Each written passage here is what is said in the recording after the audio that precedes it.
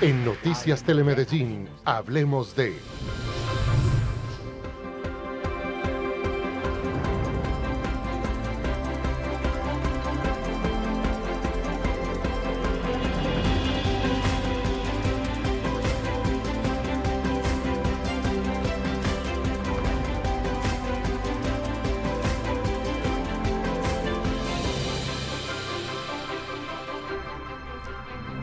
¿Qué tal? Muy buenas noches. Como cada jueves, es un placer saludarlos a esta hora de la noche con distintos temas de importancia para Medellín, para el país, para la región, temas de discusión y hoy temas que tienen que ver con la movilidad y con esos proyectos de infraestructura o megaproyectos de infraestructura que se disponen en la ciudad y en el distrito de Medellín. Es un placer saludar a mis compañeros en este programa, Juan Guillermo San Martín, Susana Lancheros, muy buenas noches, bienvenidos. Hola Andrés, ¿qué tal? Muy buenas noches. Juan Guillermo, muy buenas noches y buenas noches para ustedes, nuestros televidentes. Gracias por acompañarnos una vez más aquí en esta conversación, como cada jueves, como usted lo decía Andrés, pues un tema muy importante en materia de movilidad para nuestra ciudad. Vamos a hablar del metro de la 80, de los avances que se tienen en este proyecto que será de gran importancia para nuestra ciudad, que nos pone, digamos, en una posición importante en cuanto al sistema masivo de transporte en el país y por supuesto esto luego de los recursos que giró recientemente el gobierno nacional luego de varios retrasos. Sí, en cifras precisamente, Susana, televidentes, saludo también a mis compañeros, buenas noches. Vamos a mirar de qué se trata el proyecto como tal, cuáles son las generalidades y particularidades, especialmente las 17 estaciones, con qué estaciones del metro se conecta de la línea A y línea B, con qué estaciones del Metro Plus se conecta, el tema del plan urbanístico del metro de la 80, porque no solamente el tren ligero, sino que también se trata de un cambio y una renovación prácticamente de la movilidad en el occidente de Medellín, pero también vamos a mirar en cifras, Susana Andrés, la coyuntura.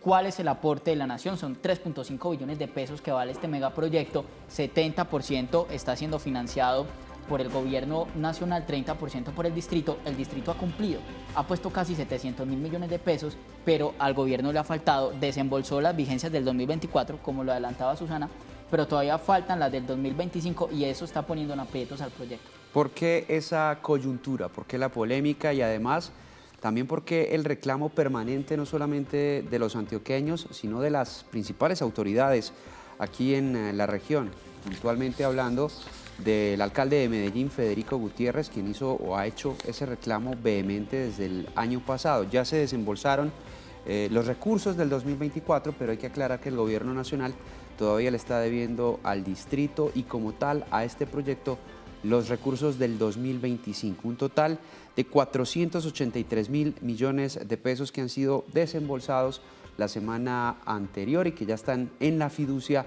del metro de la 80. Estaremos hablando de todas estas generalidades, pero también del impacto de este proyecto de infraestructura, de esta tercera línea del metro que justamente va a beneficiar a los habitantes de esta franja de la ciudad, del occidente de Medellín, por poner algunos barrios: Córdoba, San Germán, La Floresta, Belén, La Palma, Belén, también la Loma de los Bernal, La Mota, en fin, muchos sectores que impacta el metro de la 80. Andrés, y justamente, Juan Guillermo, eso fue lo que le preguntamos a la gente a través de este sondeo que como siempre hacemos aquí para comenzar esta conversación en Hablemos de, y es ¿qué impacto creen que va a tener el metro de la 80 en la movilidad y en el medio ambiente en Medellín? Estas fueron las respuestas.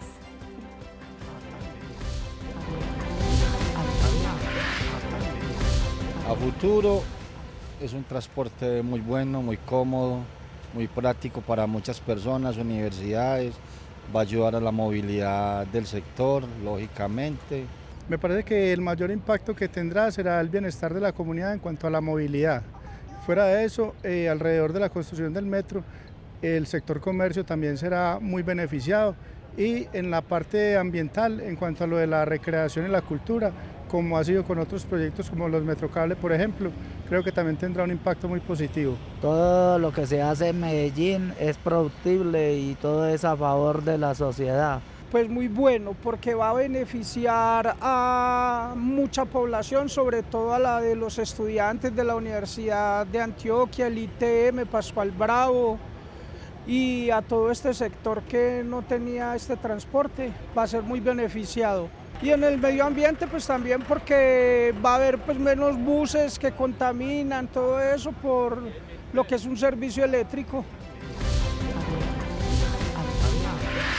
En Noticias Telemedellín, hablemos de... Esa es la opinión de los ciudadanos, de los habitantes de Medellín, muy importante y muy contentos, hay que decirlo, con esta obra de infraestructura que ya decíamos va a impactar a muchísimas personas en esa zona de la capital antioqueña, las personas a gusto con la tercera línea del metro y con ese crecimiento del sistema masivo de transporte, sin lugar a dudas, más importante del país. Vamos a hablar justamente de ese impacto en la movilidad y por eso es hora de saludar a nuestro primer invitado de la noche, José Valentín Restrepo. Él es experto en movilidad y profesor de la EIA. Muy buenas noches, muchísimas gracias por acompañarnos en esta conversación en Hablemos de.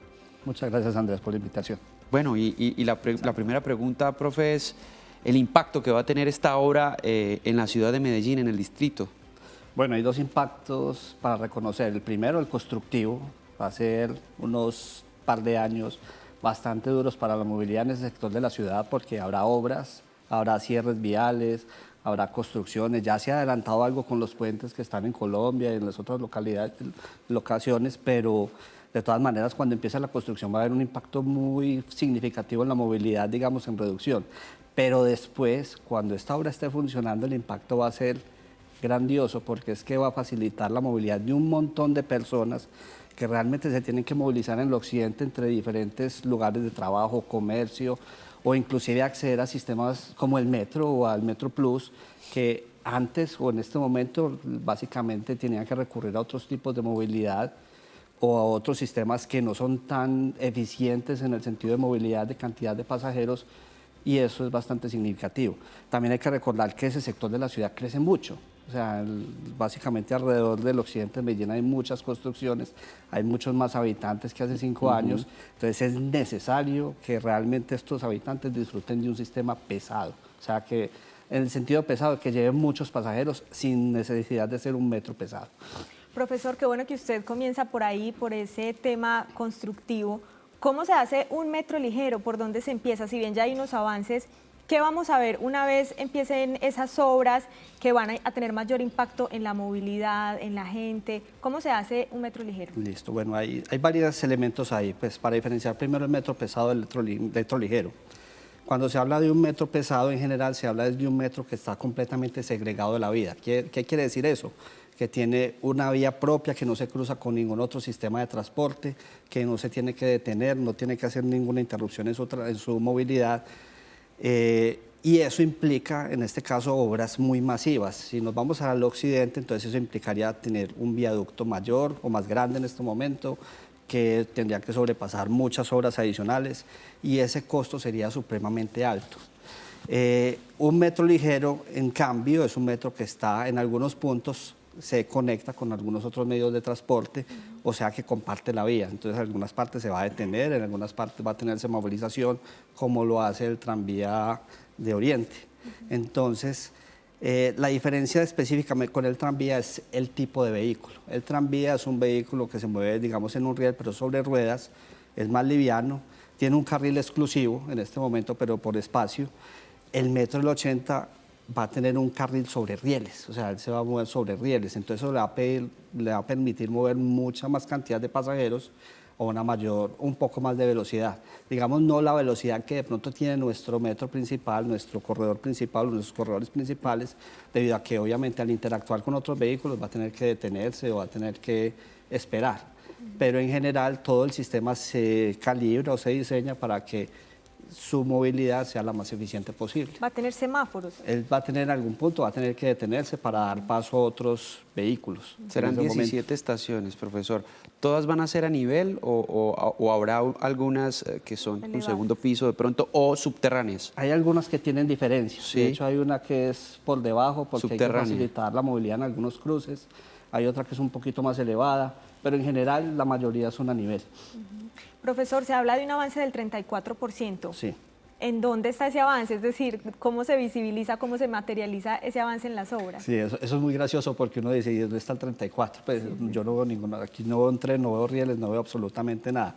Es que hay tantas obras que hay que hacer para poder instalar un sistema de estos. Primero, hay adecuaciones eléctricas, o sea, En este momento tiene que haber una construcción de cierta infraestructura para llevar la electricidad que se necesita para mover este sistema, o igual esa electricidad que se necesita para las estaciones. Hay que hacer fundaciones, o sea, hay que enterrar pilas, pilotes o hacer arreglos en el suelo para que soporten el peso del tren, para que soporten el peso de las vías. Hay que construir el patio taller, o sea, donde van a parquear todos estos trenes. Entonces hay que demoler viviendas, hay que demoler comercios, hay que separar terrenos. Todo eso, esa obra de infraestructura que no vemos, básicamente consiste en casi que el 50% del proyecto. Y los pasos elevados, además. Y además los pasos Hay que hablar elevados. de ese puente que se construyó ya en el sector de la Floresta, por ejemplo. Sí, ese que puente, es un paso por ejemplo, elevado es por una ahí. obra. Esa es una de las obras. Y el puente de San Juan también. Es otra de las obras necesarias, que fueron necesarias. Y son para obras este grandes metro. de infraestructura, además. Y si nos vamos hacia atrás, impactaron muy duro en la movilidad en esos sectores. O sea, era una, digamos así, una pesadilla para los habitantes mientras se construyó, pero en estos momentos ellos disfrutan a placer, o sea, uno ya no ve el taco en San Juan. Y ese es uno de las grandes dificultades que de pronto tiene esa zona de la ciudad, la movilidad. Quienes se movilizan, por ejemplo, por la Avenida Colombia, cada noche padecen de un tráfico pesado. Digamos que esto es pensado en materia de eso, evidentemente de que la gente se baje de su vehículo particular, difícil hacerlo, pero hay que lograrlo, y montarse en la tercera línea del metro para así un poco desatorar ese tema de la movilidad en esa zona del distrito. Sí, es un objetivo de la ciudad, eso no es un objetivo ni a corto ni a mediano plazo, es a largo plazo, que la gente cuando salga de su casa diga, yo voy a tomar mi vehículo personal o voy a tomar mi sistema de transporte. Y casi que la decisión sea, yo prefiero tomar el sistema de transporte porque yo sé que es confiable, porque me va a llevar seguro, porque me va a llevar tranquilo. Porque es más rápido. Porque es más rápido, me va a poder sentar, voy a poder descansar, inclusive pues, como en todos los sistemas de transporte, me puedo echar un sueñito, me puedo dormir ahí tranquilamente y descansar, puedo mirar el paisaje tranquilamente. Cuando tú manejas, conduces un vehículo, te estresas, que no te vayas a chocar, que no te vayan a chocar por detrás, que por aquí es, que por aquí no es, etcétera. Tienes que estar pendiente de la conducción. Exacto, eso es muy desgastante. Entonces, ¿qué sucede? Eso va a reducir inclusive los niveles de estrés de las personas. O sea, la gente no entiende cuando ya se monta en un transporte de estos y ve que va tranquilo y que llega tranquila y que es confiable y que lo tiene cuando abre su puerta a su casa y camina unas cuadras, ahí lo tiene disponible, eso genera mucho confort. Pero uno ahora sale de pronto en algunas zonas y ¿tú qué haces? ¿Para dónde vas? Yo estaba en una ciudad ahora en Estados Unidos, en Luisiana, y en todo mi estadía allá vi 12 buses y nada más. O sea, si yo quería ir a algún lado, si no era en carro, no podía ir a ninguna parte. Es más, si tenía que caminar de noche, era un peligro completamente porque los carros no te ven. No hay aceras, no hay nada, no hay infraestructura para la gente. En cambio aquí, esto va a dotar, además del tren, pues va a haber unos arreglos en vías, va a haber unas aceras mejores, va a haber ciclorrutas, va a haber arborización. Hay un montón de elementos adicionales que realmente van a hacer que esto impacte grande, pues genera un impacto grande en lo que es la percepción de la calidad de vida. Incluso estético para la ciudad, porque eso se ve bonito. Sí, claro, además el tranvía de Ayacucho se ve muy hermoso, atravesando todo Ayacucho, a quienes nos tocó ver lo que era Ayacucho en otrora, que era una vía compleja, con mucha carga vehicular, y ver lo que es hoy con el tranvía cruzando por toda esa zona del oriente de la ciudad. Es una gran diferencia. Y todo lo que se construye alrededor del transporte. Es que si tú ves antes, eran casas, pronto algunos localcitos o algo. Ahora hay comercio. Todo un comercio. Hay disfrute, hay descanso, la gente se puede mover dentro de su sector. Y no solo en eso lo vemos en los cables, lo vemos donde llega el transporte, la gente, le llega el confort a la gente. Profesor, vamos a revisar el avance de ese proyecto a través de los datos, de las cifras, los números que los tiene a esta hora Juan Guillermo San Martín. Sí, Susana, es importante también que todos los televidentes conozcan de qué se trata el proyecto, por dónde va a cruzar, a qué comunas de nuestra ciudad va a impactar y qué avances se han tenido hasta el momento, porque mucho se habla también de la coyuntura actual con el tema de la financiación, que es el tema también de conversación en el segundo bloque de este programa, pero miremos por ahora de qué se trata para entender qué es el metro de la 80. Vamos entonces a revisar las cifras de este tema, los diferentes avances y el plan de infraestructura física que contempla el metro de la 80. Miremos primero la longitud, son 13,25 kilómetros del metro de la 80. Empieza en Robledo luego posteriormente pasa por diferentes comunas del occidente como Belén, La América, y termina en El Poblado, termina en la Guacatala, cruza la ciudad de norte a sur por todo el occidente de la ciudad de Medellín. Puntos clave, como les decía, la estación Caribe, ahí va a tener conexión con la línea A del metro de Medellín con la estación Caribe, y a futuro esta sería un enclave importante para la movilidad en el Valle de Aburrá, porque también se piensa en la estación Caribe como una de las estaciones del tren del río, que es una de los proyectos que también piensa hacer el departamento de Antioquia, y que la estación Caribe conectaría al metro, al tren ligero de la 80 y al tren del río. La estación posteriormente de que sale el metro de la 80 desde la estación Caribe, toma hacia el occidente, va desde la estación Caribe hacia el occidente y tiene otra parada importante en el Éxito de Robledo, donde encausa su principal corredor, que es la avenida 80, por eso su nombre metro de la 80. Se va por toda la 80, pasa a diferentes calles, avenidas de Medellín y finalmente termina en la estación Aguacatala, que es en donde va a tener nuevamente conexión con la línea A del metro de Medellín. Son en total 17 estaciones que, como lo mencionaba, cruzan las comunas Robledo, La América, Belén y El Poblado, y que tienen transbordo en estas estaciones. Y hay que mencionar también que el metro de la 80 va a tener transbordo con la línea 1 de buses del Metro Plus en La Palma. Se va a conectar con la línea 1 de buses, lo que va a permitir hacer una conexión importante entre el oriente y el occidente, porque los habitantes de Aranjuez, de Manrique, de la zona del centro de Medellín, van a poder llegar a diferentes zonas del occidente haciendo el transbordo y la conexión en la estación La Palma del Metro Plus. Y como lo mencionaba el profesor, es un plan urbanístico, no solamente es el metro, sino que la avenida 80 va a tener una transformación. Actualmente en la 80 vemos que hay 2 carriles bidireccionales, es decir, hay 2 carriles norte-sur y 2 carriles sur-norte. Pues la redistribución va a quedar de manera diferente y va a tener una ciclorruta bidireccional, es decir, las personas que se quieran movilizar por la 80 van a poder cruzar todo el occidente de Medellín en bicicleta, tanto norte-sur como sur-norte. Además de esto, va a tener carriles de doble calzada, se van a mantener los 2 carriles para los carros. Esto es importante decirlo porque tal vez es desmitificar, en vez de cerrar carriles, como muchas personas tal vez por falta de información creen, en realidad se van a mantener los 4 carriles para carros sentido norte-sur y sur-norte. Pero además de eso se van a agregar zonas verdes, es decir, se va a tener un paseo para tener también caminabilidad en la 80. No solamente se va a poder tener el carril de bicicletas, los carriles de buses, los carriles del metro de la 80, sino que también se va a poder caminar, y esto, por ejemplo, es un modelo que se aplica mucho en diferentes ciudades europeas. Veamos entonces el tema ahora de los avances. Se tiene un avance del 34,2%, que es básicamente en algunos temas de obras de energía eléctrica, como lo mencionaba el profesor, pero también muy importante porque estos avances son en gestión predial. Las propiedades, las viviendas, los inmuebles que tienen que adquirir para poder hacer esta megaconstrucción, estas obras civiles de ingeniería.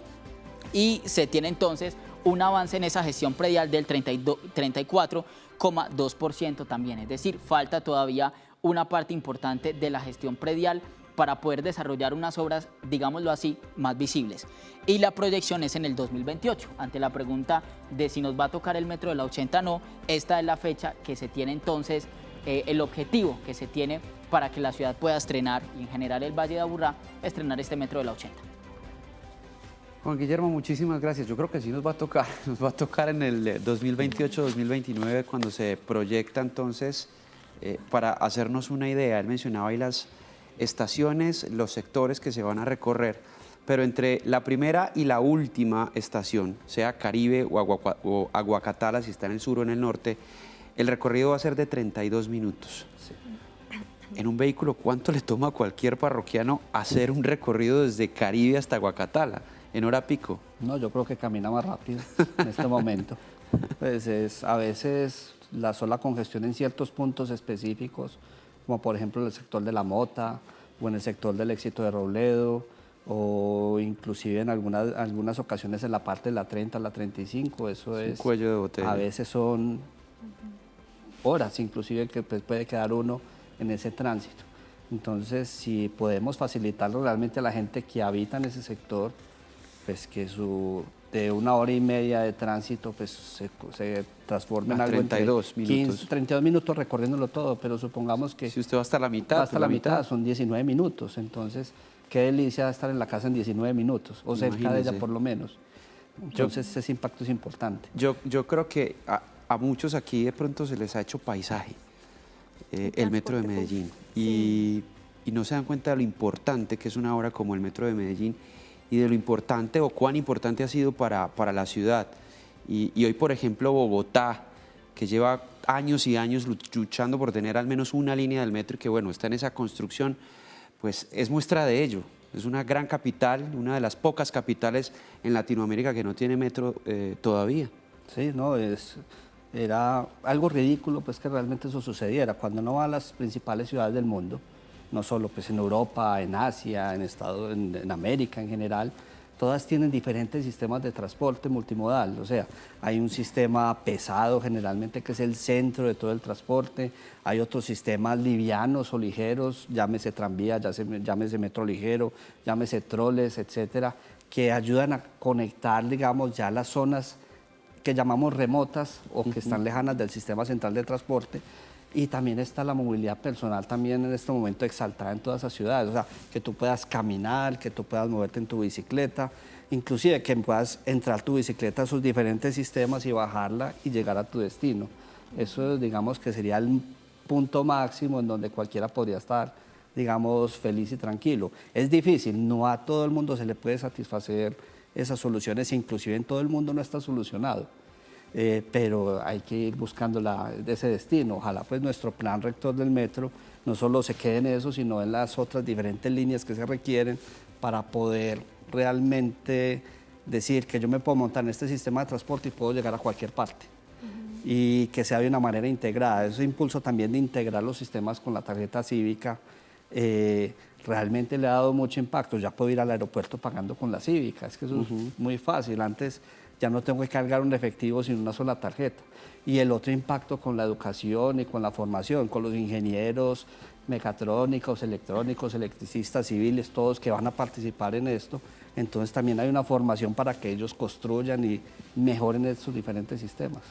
Sí, profesor Andrés, estoy de acuerdo en que muchas veces se nos hace paisaje, Sí. no solamente el metro, sino todos los privilegios en transporte que tenemos y lo que usted dice, profe, poder llegar casi a cualquier parte de la ciudad a través de un bus integrado, de un metro cable, del tranvía, de verdad que no solo en comparación con Bogotá, sino con otras ciudades del mundo, somos privilegiados en el transporte. Susana, y hace Profesor, 30 años, hay que decirlo, 30 años tiene ya el metro de Medellín, este año. somos privilegiados en Medellín y seguimos creciendo. Mire este proyecto que también tenemos tan bonito, solamente para el 2028 que sí, que nos va a tocar. Profe, tenemos preguntas de la ciudadanía en la calle. También vamos con nuestros micrófonos y le preguntamos a la gente qué quiere saber sobre nuestro tema para hoy, qué quiere saber sobre el metro de la 80. Vamos a escucharlos. Me gustaría saber qué impacto tendrá el metro de la 80 con nosotros los comerciantes y los habitantes de nuestro barrio. En Noticias Telemedellín, hablemos de... Profesor, ¿qué le podemos decir a esta comerciante en ese Impacto. sector? ¿Cómo se va a ver impactado con el metro de la 80? Pues al tener un espacio adecuado, digamos, para que las personas caminen, descansen, puedan estar en un lugar, pues con seguridad los comercios van a estar mucho más visitados. O sea, ya no es algo que tú tienes en la calle al frente y te están pasando los carros y se siente incómodo, sino que va a haber espacios de descanso, espacios donde tú puedes sentarte, tomar algo, compartir un café o una gaseosa, algo de comer. Entonces ese impacto es significativo, es que tú lo puedes ver en el metro, en el Exacto. tranvía. Similar con lo que pasa con el metro o con el tranvía, así que ha Con las- cambiado tanto la zona. Eso es Exacto, tener las como una estaciones. bella postal enfrente. Exacto. Usted se sienta a tomarse un café o en el caso de los que tomen cerveza, una cerveza y ver pasar, por ejemplo, el metro ligero es una postal. Eso es una delicia, es que, como decía, es que cuando uno ve que hay un transporte uno sabe que va tranquilo y que ahí tiene algo seguro, que si hay problemas de movilidad se puede montar en él y irse tranquilamente. Cuando digo problemas de movilidad es que no tengo con qué moverme, pero si yo veo el cable, la catenaria o los rieles, o veo el carril separado para el Metroplus. Yo me siento tranquilo porque yo digo, yo me monto ahí, ya llego. Ya problema solucionado. En otras ciudades es que es muy distinto. Lo que les decía Néstor, por ejemplo en San Francisco, uno salía de algún lugar y si uno perdido no conocía la ciudad, pero uno veía la catena y uno decía, aquí pasa un bus, por aquí pasa un bus, por aquí me puedo montar en alguna parte. Si sigo ese cable voy a llegar a un paradero. Entonces eso es fabuloso, o sea, ya es un impacto significativo, da tranquilidad. Para nosotros y pues para los turistas, como el caso que usted nos está poniendo. Exactamente. Profesor José Valentín, bueno, queremos agradecerle muchísimo por estar con nosotros en este primer segmento de Hablemos de, por explicarnos un poco sobre el impacto que va a tener el metro de la 80 para Medellín. Ok, muchas gracias Susana, muchas gracias Andrés. Profe, muchísimas gracias. Nosotros hacemos una pausa, pero ya volvemos con esta conversación. Estamos hablando del metro de la 80.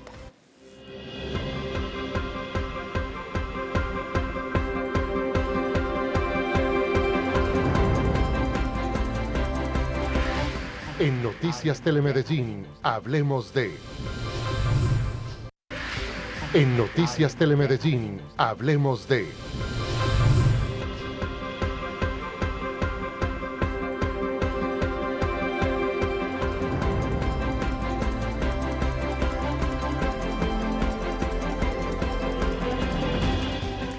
Continuamos esta conversación aquí en Hablemos de, hoy con nuestro tema, el metro de la 80, los avances que tiene este proyecto en la ciudad.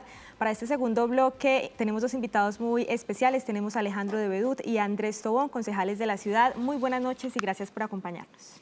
Buenas noches, un placer siempre estar aquí en Telemedellín a conversar un ratico.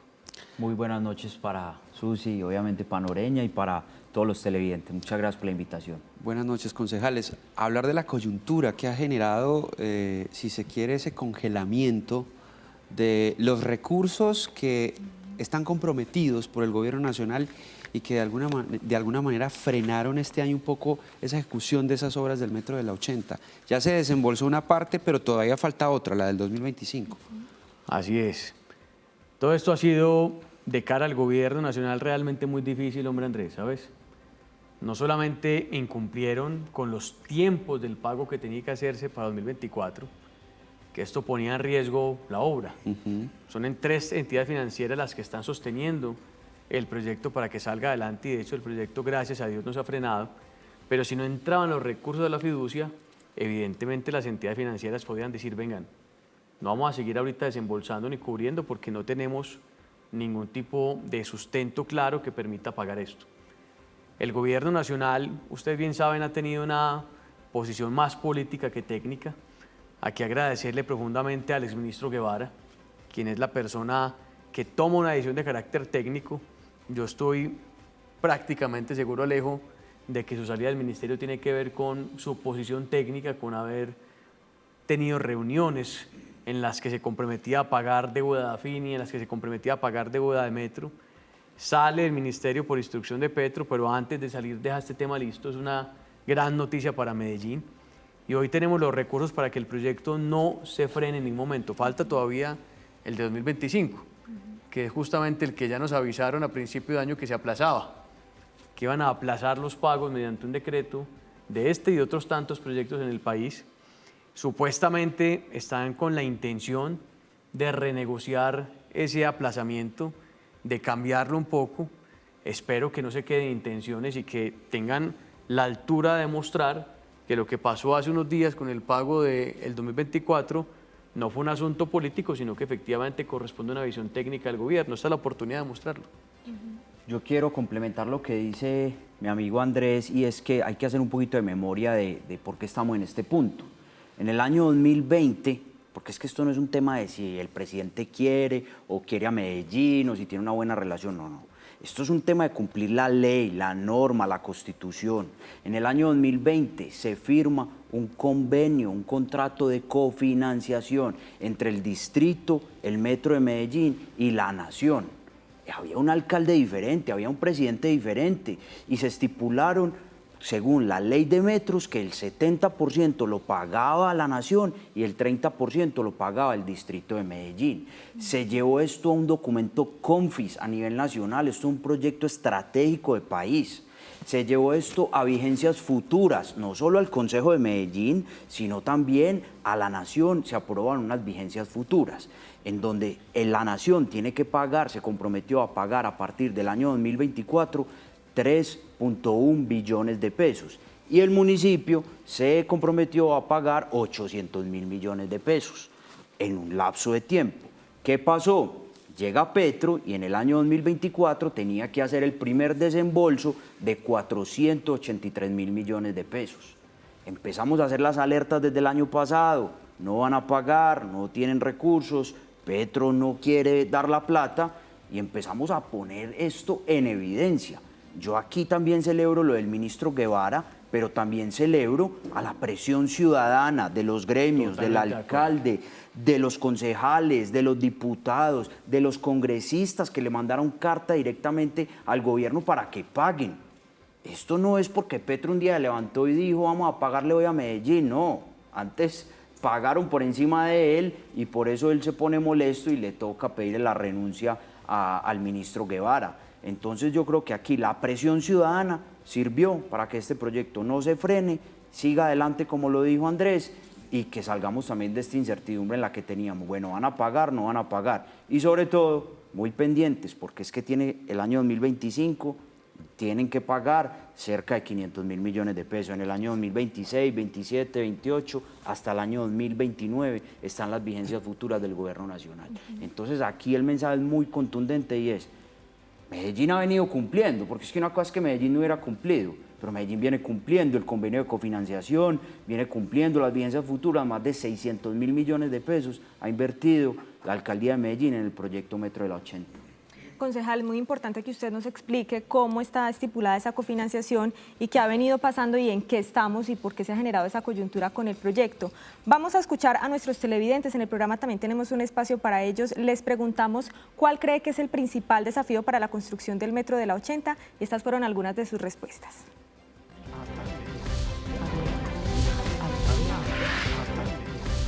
Es la reticencia por parte del gobierno para apalancar y apoyar el desarrollo de las obras. Eso pues depende de unos factores netamente políticos y de rencillas que manejan entre ellos y la comunidad a la que se verá afectada en últimas. La negociación con las personas del sector para llegar a un buen acuerdo, la congestión que se presenta actualmente. Sí, en cuanto a la movilidad va a ser un poquito dura, pero el que quiere marrones aguanta jalones. En Noticias Telemedellín, hablemos de...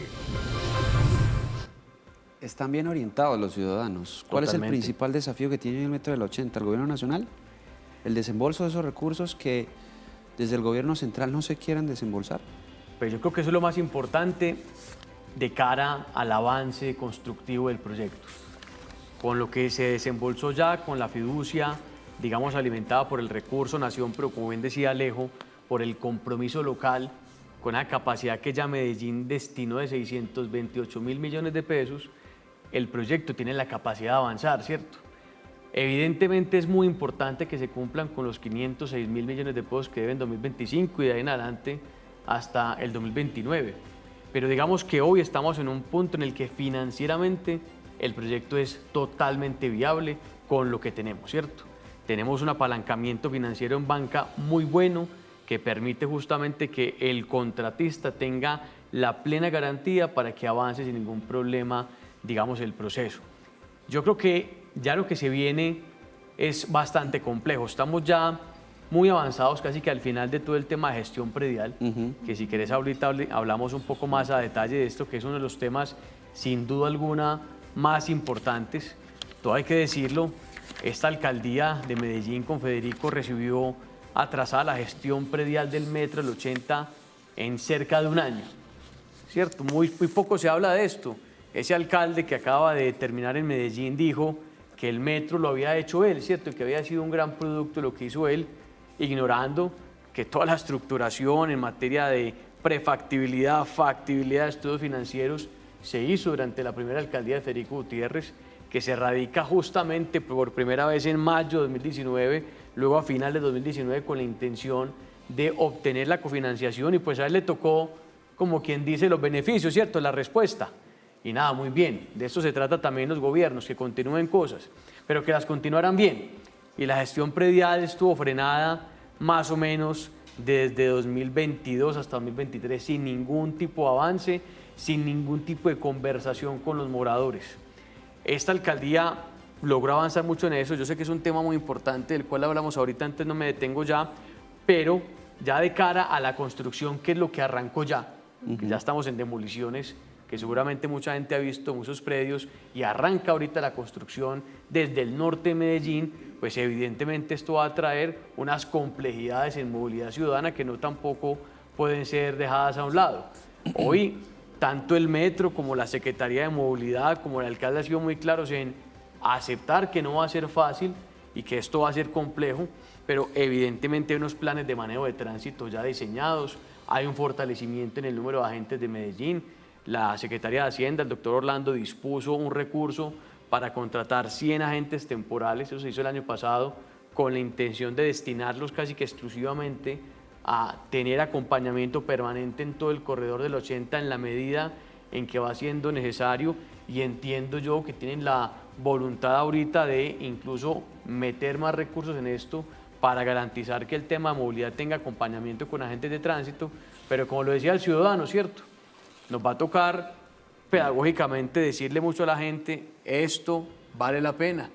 Yo sé que va a haber más taco en algunos puntos, pero vale la pena. Este corredor occidental del sistema de transporte masivo metro es profundamente importante para Medellín.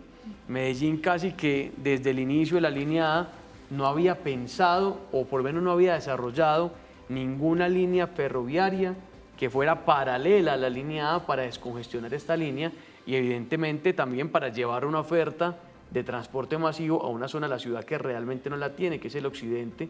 Solamente la tenemos con la línea B, pero en la conexión de los barrios, evidentemente, de Robledo, pasando por Laureles, pasando por La América, pasando por Belén, pasando por todas estas zonas, pasando por Guayabal, llegando a Poblado, no teníamos una solución de transporte masivo, sino solamente de manera, digamos, que atravesara el valle de occidente a oriente. No teníamos una que la atravesara de norte a sur y viceversa. Y esto va a ayudar mucho al mantenimiento de la línea A, que hoy evidentemente por condiciones de movimiento de ciudad tiene una sobrecarga, y que esta condición permite que la sobrecarga, digamos, se libere del centro y vaya en este caso hasta occidente, que es sin duda alguna de las poblaciones que más utilizan el sistema metro en Medellín.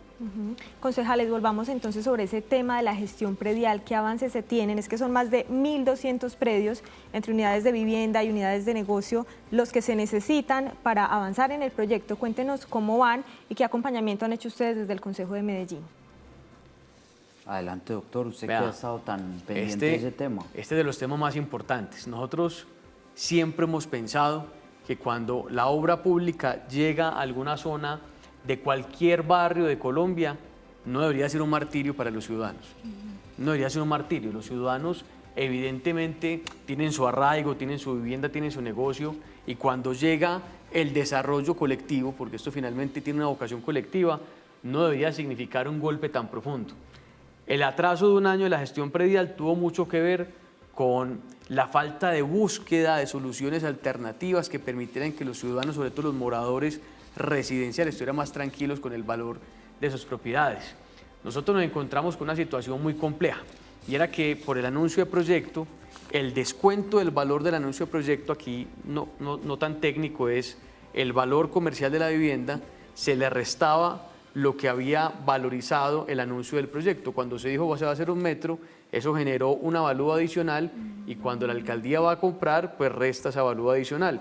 Y eso hizo, por las condiciones inmobiliarias de Medellín, por el costo de la vivienda que ha venido creciendo en Medellín, que la primera oferta que se le hizo a tantos ciudadanos evidentemente estuviera por debajo de las expectativas y por debajo de la realidad comercial de vivienda en Medellín. Cuando llegamos esta alcaldía y este consejo y vimos este tema, nos dimos a la tarea de buscar la ruta jurídica para resolver esto y pagarle mejor a la gente, que es básicamente lo que hacía parte de la discusión.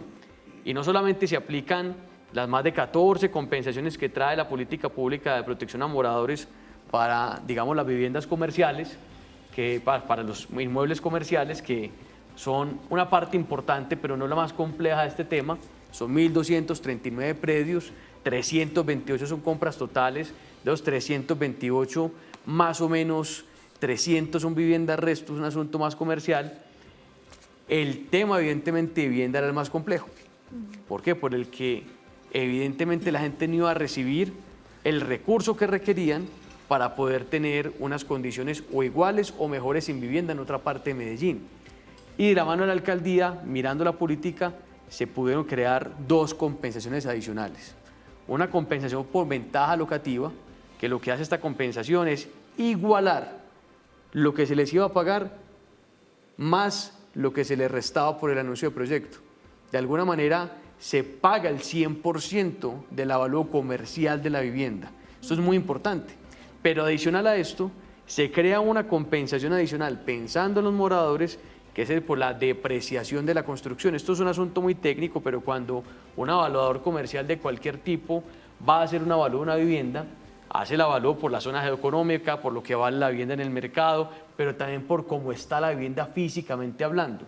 Y ese cómo está, siempre lo que hace es que le reduce un valor a la vivienda, sin importar sea obra pública, sea obra privada, sea como sea. Este modelo, en esta compensación, elimina esa apreciación y la paga. Entonces, si su vivienda, porque está muy vieja, porque tiene unos problemas de infraestructura, porque tiene problemas en techos y demás, tenía una reducción. Esa reducción se elimina con la intención de que el ciudadano pueda tener ese recurso y tenga más ingresos. ¿Qué significa eso en términos de plata? Entre 10 y 30% más de lo que el ciudadano estaba esperando. Ejemplo, cerca del sector de La Iguaná, un edificio de 3 pisos, aproximadamente 400 metros cuadrados. Primera revisión y avalúo, 1.250 millones de pesos. Con compensaciones, 400 millones de pesos adicionales. Un cambio muy importante. Una vivienda en el sector de Belén, 200 metros cuadrados, un avalúo que se le sube en aproximadamente 150 millones de pesos. Y así, evidentemente, multiplicando y multiplicando para muchas zonas de Medellín, se logró reservar un recurso de 40.000 millones de pesos que tiene la intención de cubrir esas dos compensaciones adicionales para los moradores que residen en la zona, pero también de cubrir a aquellos comerciantes, empresarios industriales que se encuentran en estos espacios, que no solamente se les va a pagar entonces lo que dejan de percibir por el traslado, sino que se les paga el traslado, se les acompaña en la búsqueda del nuevo espacio, se les acompaña incluso en la compra del nuevo espacio, con la intención de que no tengan ninguna desventaja diferente al hecho que tienen que moverse de ahí. Eso es lo que se ha hecho todo este tiempo. Todavía hay algunos asuntos que se están revisando uno por uno. Pasamos de un escenario macro a tener un escenario micro. Hoy, del 92% de propuestas comerciales que se han notificado, 74% ya se han aceptado. Y más del 50% de los predios que se necesitan ya los tiene el metro, ya los tiene el proyecto, ya la gente los entregó. Esto viene avanzando.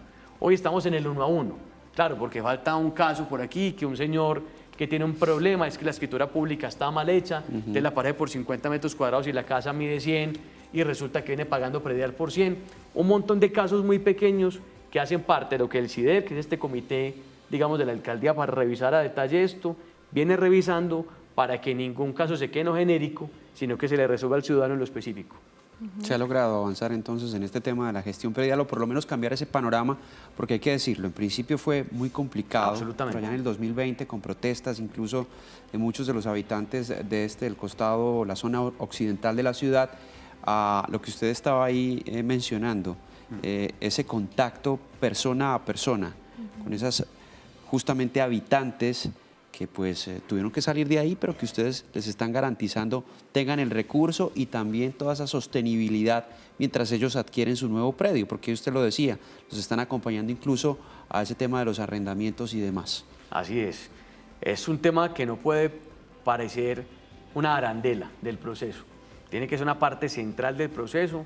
Los ciudadanos de Medellín tienen que estar en el centro de la discusión, no son algo adicional ni un problema que hay que resolver, son los ciudadanos de Medellín y la alcaldía lo ha tenido muy claro. Evidentemente todavía hay unos puntos, pero ya como decía Alejo, es el 1 a 1 que se está resolviendo porque no todos los casos son iguales, pero créanme que la alcaldía y el consejo ha sido garante de esto. Nosotros hemos tenido, Alejo tiene una comisión accidental buenísima, que acompaño para revisar esto a detalle. El Consejo ha estado al frente de este tema, digamos que todos los moradores de la 80 son moradores también del Consejo de Medellín, los conocemos, entendemos sus temas y cada uno de sus casos, y en esa tarea no vamos a frenar ni un solo instante. Hasta que el último morador esté resuelto, no vamos a parar en este proceso. Claro, concejal, y es un tema pues que obviamente genera confianza al ustedes estar allí. Vamos a revisar los detalles, las cifras y los datos de esa cofinanciación, de los aportes tanto del Gobierno Nacional como del Distrito, de las deudas del Gobierno Nacional y del desfase en recursos que se tiene a hoy. Juan Guillermo San Martín, usted con la información. Sí, Susana, también es importante hablar de esto, concejales, porque pues estamos entendiendo en este programa de qué se trata, la magnitud, el urbanismo de este megaproyecto, sin duda trascendental para la ciudad de Medellín, pero también vale la pena revisar cómo se financia, cómo se construye, de dónde salen los recursos y precisamente cuál ha sido esa coyuntura actual con el Gobierno Nacional que puso en vilo por unos días inclusive la construcción de este megaproyecto. Veamos entonces en cifras en qué consta este documento COMPES, que recordemos los documentos COMPES son estos acuerdos que firman diferentes entidades territoriales, en este caso con la Nación, y que el gobierno al firmarlo se ve comprometido a su terminación y a su realización. El Metro de la 80 tiene un valor total de 3,5 billones de pesos. Esto, el 70% según se acordó en este documento COMPES del 2020, el 70% lo aporta la Nación, es decir, 2,45 billones de pesos por la ley de metros que existe en nuestro país. El Distrito de Medellín, por su parte, aporta el 30%, aproximadamente 1,5 billones de pesos, es lo que contempla el documento inicial. Veamos entonces cómo ha sido el tema de los aportes. En el 2021, el Gobierno Nacional adquirió un crédito de 2,17 billones de pesos a 13 años con 3 bancos. Esos bancos son Bancolombia, Davivienda y la Financiera de Desarrollo Nacional. Sin embargo, no ha desembolsado el total de este crédito que el Gobierno Nacional adquirió. El Distrito de Medellín, que ha sido juicioso y riguroso con los tiempos, ha desembolsado a la fecha 684.815 millones de pesos. ¿Qué adeuda entonces el Gobierno Nacional? Vamos a revisar entonces cómo es esa cifra.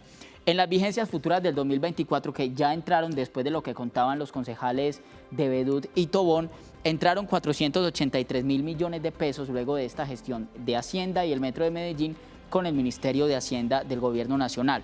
Sin embargo, todavía faltan las vigencias futuras de este año, del 2025, es decir, se pusieron al día solamente con los atrasos del año pasado, pero siguen adeudando a hoy las vigencias del 2025, que son 497.000 millones de pesos. En total, el Gobierno Nacional hace unos días le debía al Distrito de Medellín, a este proyecto estratégico, casi 1 billón de pesos. Debía 980.000 millones de pesos. Y según también ha hecho unos cálculos la Secretaría de Hacienda por el tema macroeconómico, la elevación de los costos de los materiales, del hierro, la construcción, un desfase de 510.000 millones de pesos que debían ingresar y debían ser indexados en la administración pasada y no se hicieron, y que pues, se podría hablar de algunos costos adicionales por parte, digamos, de este proceso del Metro de la 80. Sin embargo, vamos a una corta pausa y ya seguimos hablando de este tema del Metro de la 80, a quien hablemos de.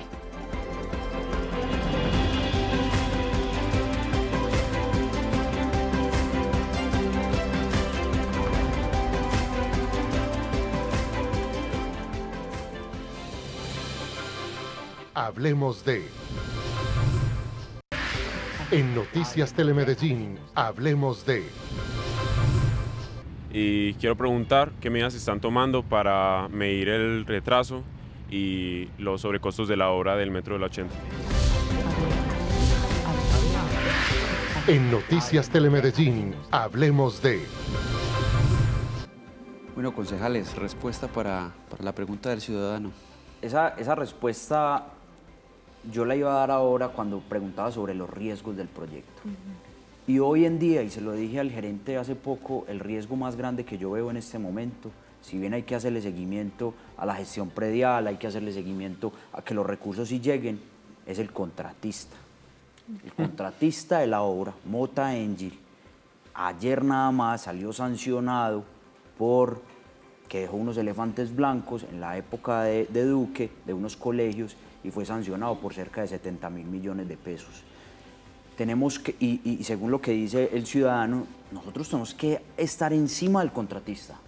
porque en este momento vamos en un avance de obra del 34%, pero ahora es que se van a empezar a ver la construcción, y ahí es donde tenemos que estar encima del contratista, porque el contratista ya ha quedado mal en otras obras. Este contratista, que es portugués, tiene problemas financieros y no puede ser que nosotros estemos haciendo un esfuerzo bien grande para que llegue luego un contratista, se quiebre, se totee, no tenga los recursos y se incremente, como lo dice el ciudadano, pues se incremente el valor de la obra o que nos deje tirado la obra. Entonces, este contratista vamos a tener que estar muy atentos, no solo desde la interventoría del proyecto, no solo desde el metro como contratante, sino los ciudadanos tenemos que estar muy alertas y muy pendientes, puesto que este contratista que se ganó la licitación y que estaba a punto de ganarse una licitación también del gobierno nacional de un metro, de un tren de La Dorada, pues sabemos los antecedentes que tiene, y ahí vamos a tener que tener muchos ojos ciudadanos para que la obra se construya de una manera correcta. Ya se van a empezar a ver las obras físicas, entonces en este momento, digámoslo así, para hablar en términos un poco futbolísticos, el balón está en la cancha del contratista. 100%. Está del lado de la cancha del contratista. 100%. Hasta ahora han sido solamente demoliciones. Ese es el tema, digamos, muy importante de avance de obra. Pero ahorita de verdad es que vamos a empezar a ver la obra física del metro. Lo que implica, primero, un cambio de redes, que sin duda alguna va a tener una afectación importante en materia de movilidad, porque recuerden ustedes que nuestras redes eléctricas, acueducto, alcantarillado, están a borde de carretera, están a borde justamente de nuestra malla vial. Y el sistema metro es un sistema muy pesado, que es una cosa que a lo mejor la gente no tiene en consideración. Para que tengan un ejemplo concreto, piensen en todos los puentes que pasan por encima de canalizaciones durante todo el 80. El que está al frente del Éxito de Robledo, el que está en la villa, los que atraviesa cada uno, que la Hueso, que la Quebrada de la Iguanada, todos esos puentes, todos tienen que ser demolidos y reconstruidos desde cero, porque ninguno está diseñado para el peso que necesita el metro ligero del 80, ¿cierto? Lo mismo está pasando en el primer espacio de cara al sistema de redes, que tienen que ser corregidas y modificadas para que no tengan ningún tipo de riesgo. Es claro, cuando esa obra arranque, ya la ciudad va a empezar a decir, estamos en obra. Ese será el momento en el que Medellín vea que el metro del 80 va a pasar de ser un render a ser una realidad, y eso va a tener unas complicaciones, pero que estoy seguro que serán bien aceptadas por la ciudadanía pensando en el futuro. Vamos a dejar de ver ese render y vamos a ver las obras materializadas. Exactamente. Concejal, es decir, que si el contratista cumple y si el gobierno pues desembolsa los recursos que faltan, ¿tendríamos el metro para 2028? ¿Sería una realidad? La proyección está para 2029, ¿cierto? Esa es la proyección, digamos, realista. Hoy realmente nosotros no tenemos un desfase en tiempos el metro va bien, la construcción del metro va bien, los trenes que digamos ya mandaron a ser construidos van bien, eso es un asunto que no tiene ningún tipo de problema. El gran problema realmente que tenemos al frente tiene que ver con cómo vamos a cubrir el desfase financiero que no fue calculado dentro de la proyección y el COMPES aprobado por el gobierno nacional. Ahí hubo errores, sin duda alguna, de cálculo, ¿no? De cálculo en el último documento que presentó el gobierno anterior, en la alcaldía anterior, de cara a la nación. Esto último, que son los 510.000 millones de pesos que se calculan en desfase, los anunció el Metro de Medellín finalizando 2023. A los concejales electos nos llegó una carta del Metro de Medellín diciendo: es muy importante que ustedes sepan que hubo un desfase en cálculos por el crecimiento de los materiales de construcción, ya lo decía ahorita el doctor San Martín aquí, y que está más o menos vinculado a unos 510.000 millones de pesos. Hoy la discusión sobre cómo cubrir esa plata que hace falta, incluso si la nación paga todo lo que le corresponde y el recurso que le falta a Medellín, esa discusión se está dando y se está estudiando. A veces es un asunto que pueda solucionarse con el próximo gobierno, porque no vamos a ahorita quemar pólvora en gallinazos creyendo que el gobierno Petro nos va a ayudar con más plata, con tal de que pague lo que le corresponde, maravilloso. Muy probablemente sea un asunto que podamos revisar con el próximo gobierno, evidentemente con financiación, una suerte de arreglo de ese COMPES que tendría que ser lo original. Ahora, en caso de que eso sea imposible, que no contemos con el apoyo del gobierno nacional, que no puede pasar, Medellín sí o sí tiene que resolver esto porque Metro va a necesitar. Ese COMPES se firmó en la administración anterior. Sí, señor. Hubo errores de cálculo, ya lo estamos diciendo. ¿Hubo afán a la hora de presentar ese documento? Ve, doctor, frente a eso hay especulaciones, ¿cierto? Sí. En la especulación que yo más creo es que hubo ahí una especie de negociación, ¿cierto? Que estaban más o menos enredados a nivel nacional con Electricaribe. Afinia. Exactamente, que necesitaban alguna empresa que recibiera Electricaribe. Entonces nace el nombre de Afinia y justamente se da que el metro lo cofinancian y al mismo tiempo le entregan Afinia a EPM, que es el peor negocio que ha hecho EPM en su historia. Como un enroque ahí, ¿no? Exactamente, eso es muy peligroso. Pues eso fue una realidad, eso fue una realidad. Es una realidad Recíbame muy dura, Afinia, muy dura. recíbame Afinia y yo le financio el 70% del metro de la 80. Era un gana-gana supuestamente para la administración distrital de momento y para el presidente de ese momento.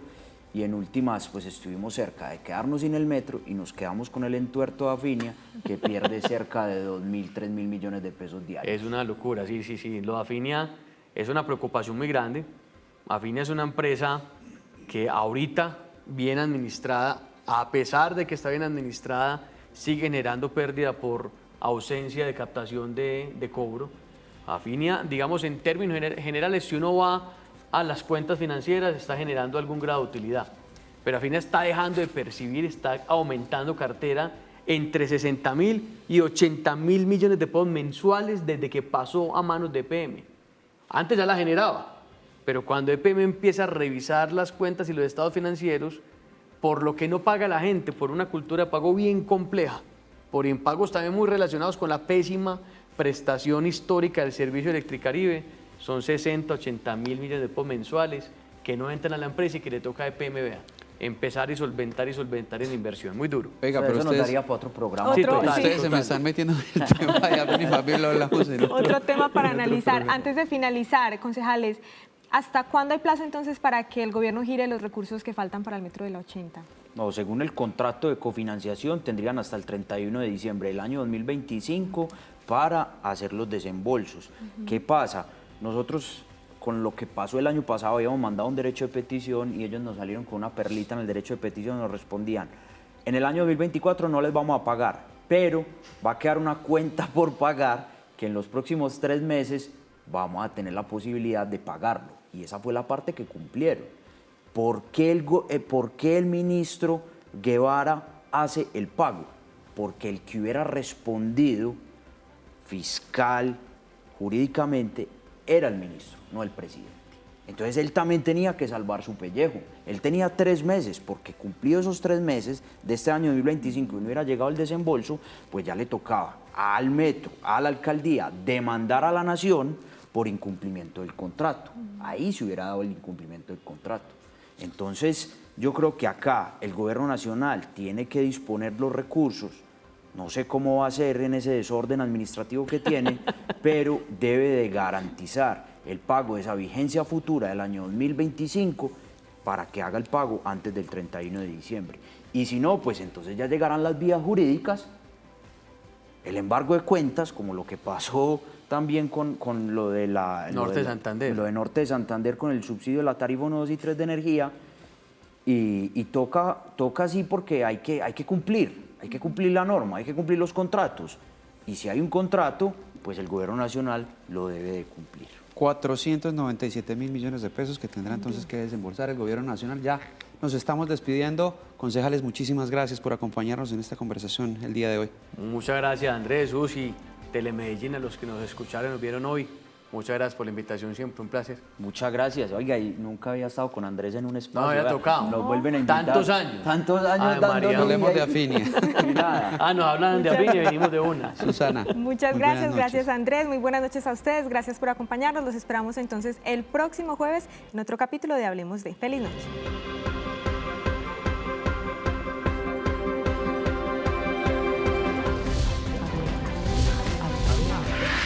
En Noticias Telemedellín, hablemos de...